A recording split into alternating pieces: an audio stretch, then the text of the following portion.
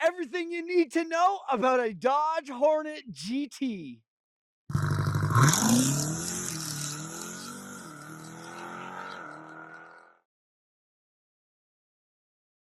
The Dodge Hornet, Dodge's all-new, high-powered performance compact SUV. And if those don't sound like they go together, I don't blame you. For the last 15 years, Dodge has made Dodge Chargers, Dodge Challengers, and Dodge Durangos with 400, 500, and 700 horsepower variants. But in 2023, they announced the last year of the Charger, the last year of the Challenger, and 2025 is going to be the last year of the Durango as we know it. So Dodge has to start from scratch and has to create new products that are going to engage Dodge's loyal customers. Dodge has one of the largest followings on social media, and why not?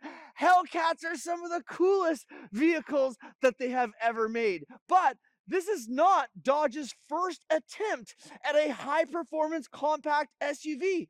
Back in 2005, we had the Dodge Neon SRT variant. This was a 230 horsepower compact car that did 0 to 60 in about 6 seconds.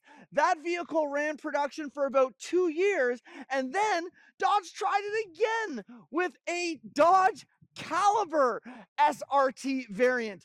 That one had 280 horsepower because the 2.4 liter engine in it got upgraded to having a turbo on it as well. You had sub 6 seconds, 0 to 60 times. And now we have this, the Dodge Hornet GT, with 2 different engines available, but both packing a ton of performance.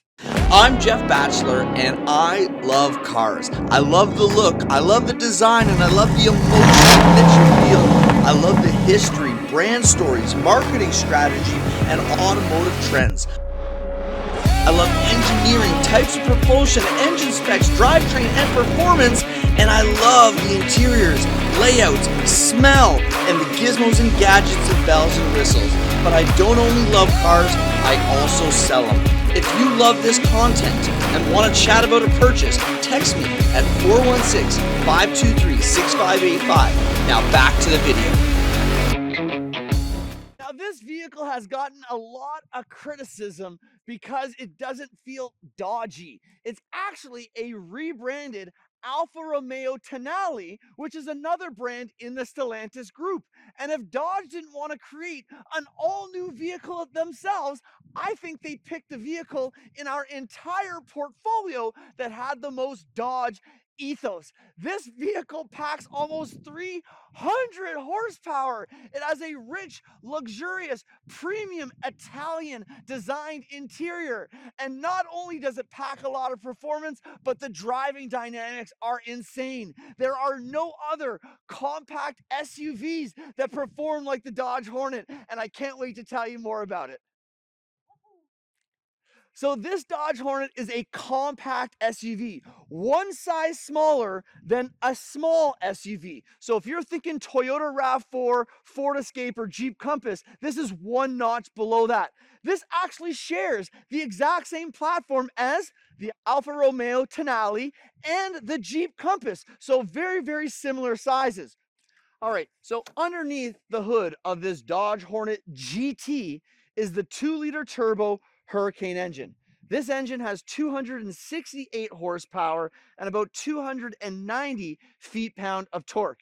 It'll do 0 to 60 in about 6 seconds. Now, if you option for the RT option, which has the 1.3-liter plug-in hybrid variant, it puts out 288 horsepower and an astonishing 383 foot-pound of torque.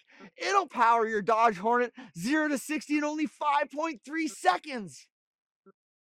Now let's talk about the way this Dodge Hornet looks. I love it. This vehicle turns heads everywhere it goes. It doesn't look like anything else you've seen on the road. And even though it might not look like your typical Dodge. If you look hard enough, you can see some Dodge design cues that really accentuate themselves. This vehicle is based off the Alfa Romeo Tonale. So if you park them side by side, you'd be able to see the curves and lines that the two vehicles share. But the Hornet was actually designed by Jeff Gale, son of Tom Gale, who designed the famous Viper. So you know there's some Dodge heritage inside this vehicle.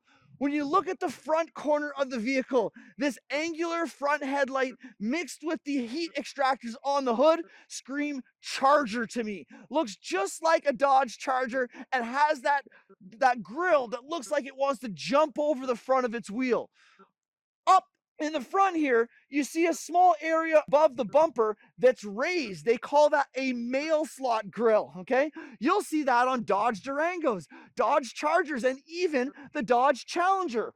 Right in the middle of the grill, you see the two red rhombuses, a Dodge logo that isn't always used on their vehicles, but you will notice it's on all their social media and all their branding as well. The front of this vehicle looks like it needs to take all the air in the world into its engine bay to keep that engine firing. I mean, I think the styling on this vehicle is chef's kiss, well done.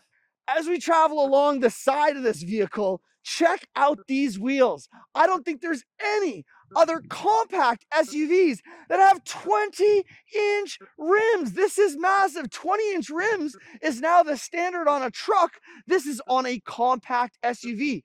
And between those rim spokes, you can see red calipers signifying the Brembo brakes that Dodge has put on this compact SUV. I'm not kidding when I say it, but this vehicle is ready to hit the track. This thing will not overheat after a full day of ripping in and out of corners, crushing the apex, and reaching top speeds. This is a compact SUV that is made to be a lot funner than anything else in its category. Once you come around to the rear third quarter angle, this vehicle gives me such a European feel. Looks like a Porsche Macan. Again, this vehicle looks so exotic, maybe not Dodge, but definitely looks sexy and definitely is bound to turn heads. And then straight around to the rear, check this out. In pure Dodge format, a beautiful taillight design. Doesn't matter if it's a Charger or a Challenger or a Durango, Dodge does taillights right.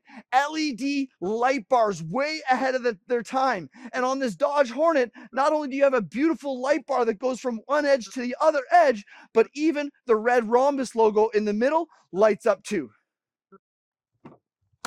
All right, and if you thought I was excited about the performance, wait till you see this interior. The fit and finish on this interior is absolutely next level. Stellantis has two luxury brands in its portfolio, Alfa Romeo and Maserati, and this borrows all the nice stuff from those vehicles. Deep bucket racing seats that just hug you oh so well. The infotainment system straight out of the MC20 Maserati supercar. That's a $300,000 vehicle and you're getting the same infotainment system in a Dodge Hornet. It's absolutely unbelievable. Plus, not only that, you get a Harman Kardon sound system, wireless charging pad, a great big digital driver cluster. This vehicle is fully loaded without the crazy fully loaded price tag. Now, everywhere you look in this interior are premium materials. The door tops are soft and padded, the armrests as well. Everything is so nicely positioned and placed. The steering wheel's got a flat bottom with big bolsters where you grip it.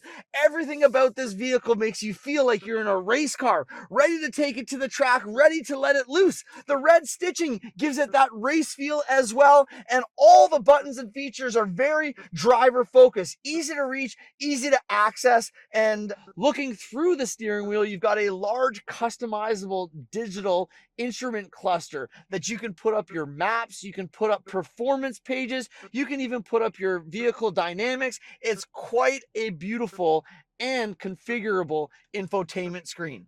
On the steering wheel, we've got all your cruise control and adaptive cruise control buttons on the left-hand side, and on the right-hand side, you have everything to adjust your screen and adjust your media stuff.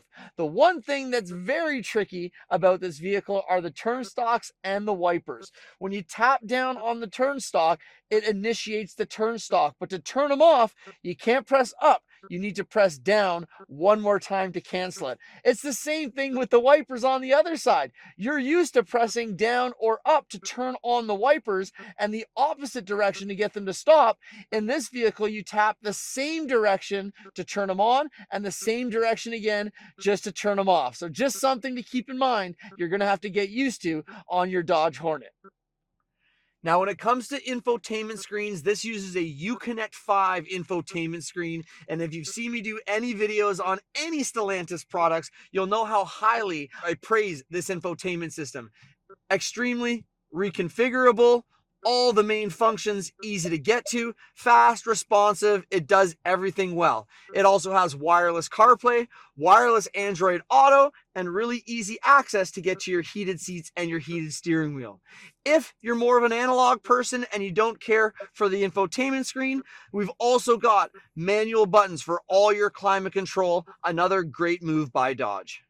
And then as you move down the center console, there's a nice deep pocket where you have a wireless phone charger. You have a real shifter to adjust back and forth. So many vehicles in the compact SUV category have switched to little buttons or an electronic shifter that doesn't actually move. Again, another great move by Dodge by giving their owners the tactile feel of a real shifter. Another quirk, again, Alfa Romeo / Dodge doing their thing, your volume control is actually located right here. It's a little roller wheel that's really fun to play with and touch. But again, if you're not used to where it is, it'll take a little while to locate. All right, now moving to the back seat, you probably won't be impressed with the amount of space back here. It is, however, a compact SUV, but due to its very sporty design and sloping roofline, the back seat, well, hey, just like the name says, is quite compact. But what it does not lack is those same premium elements from the front seats. We got beautiful Alcantara inserts with these red perforations, high-end leather, cup holders, and nice armrests and door skins as well. The back seat, although it's very nicely appointed, it'll be a little bit cramped for full-size passengers. All right, now that we're at the back of your Dodge Hornet, nothing too exciting here. However, after talking about all the high-end features that this vehicle has for the driver, it does not have a power tailgate or a foot-activated tailgate like so many other compact and small SUVs that I review, okay? But there are two things that I really do like. One, we get the classic European pass-through, so you can put a set of skis right through the back seats without actually folding down any of the back seats. And two, you get this really nice load floor that actually clicks into the place. That reveals a giant storage bin that's actually underneath the floor, and you don't have to worry about holding up the lid as you're getting items in and out of your storage bin. So the Dodge Hornet is incredibly unique because there's nothing else in this class that has had as much attention paid to performance, driver feel and fun, and then just the quality and the good looks and the materials on the inside. This is full-blown Italian luxury. This is hair-raising performance in a compact vehicle package. Now, I don't blame people for not getting excited about it at first. People didn't get excited for the Dodge Neon SRT or the Dodge Caliper SRT when they first came out, but we've recently seen the popularity of those vehicles soar. Who knows if that'll ever happen to a Dodge Hornet, but if you're looking for the funnest, most powerful, and most exciting compact SUV on the market, you should definitely be considering a Dodge Hornet.